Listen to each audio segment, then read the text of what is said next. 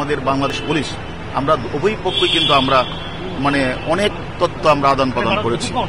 আমরা মনে করি এই কলকাতা পুলিশের কাছে আমরা এসেছি, আমরা তাদের কাছে সহযোগিতা চাইব।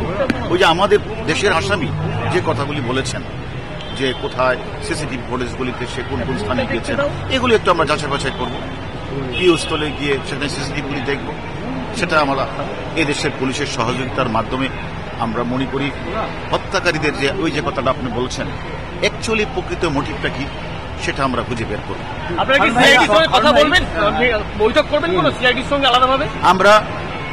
আমরা যথাযথ কর্তৃপক্ষের মাধ্যমে তাদের সাথে আমাদের যোগাযোগ হচ্ছে।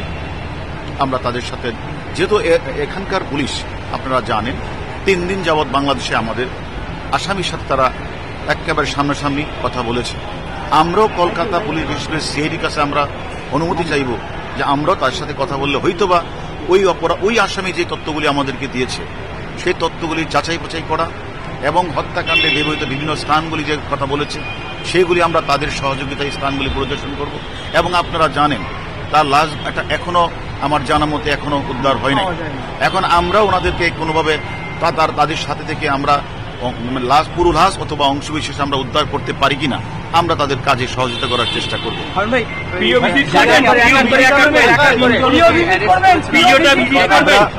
আমরা দেখেন আমরা যেহেতু এখানে এসেছি আমরা যথাযথ কর্তৃপক্ষের মাধ্যমে তাদের সাথে আমাদের কথা হচ্ছে।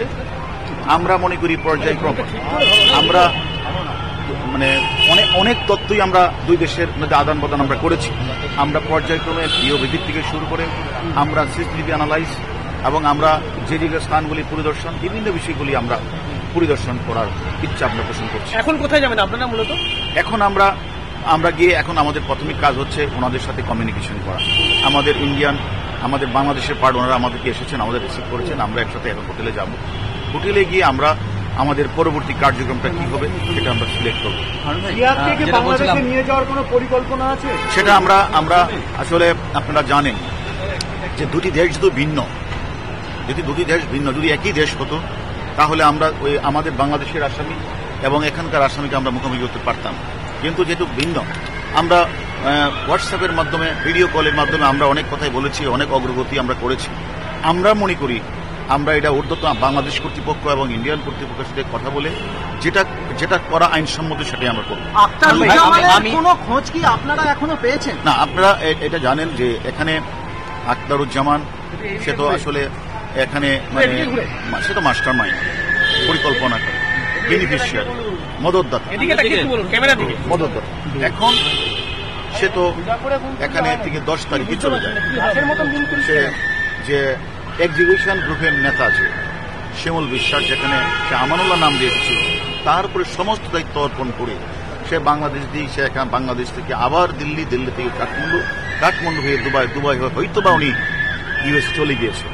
আমরা আমাদের বাংলাদেশের ঊর্ধ্বতন কর্তৃপক্ষের সাথে কথা বলেছি তাকে ইন্টারপোলের মাধ্যমে কিভাবে কাজটি করা যায় এবং আমরা এই বিষয়টা যেহেতু এখানে হত্যাকাণ্ডটি পশ্চিমবঙ্গের কলকাতায় ঘটেছে, আমরা কলকাতা পুলিশের সাথেও এই বিষয়ে ইন্টারপোলের সহায়তা আমরা একসাথে চাই, এটা আরো ভালো হবে।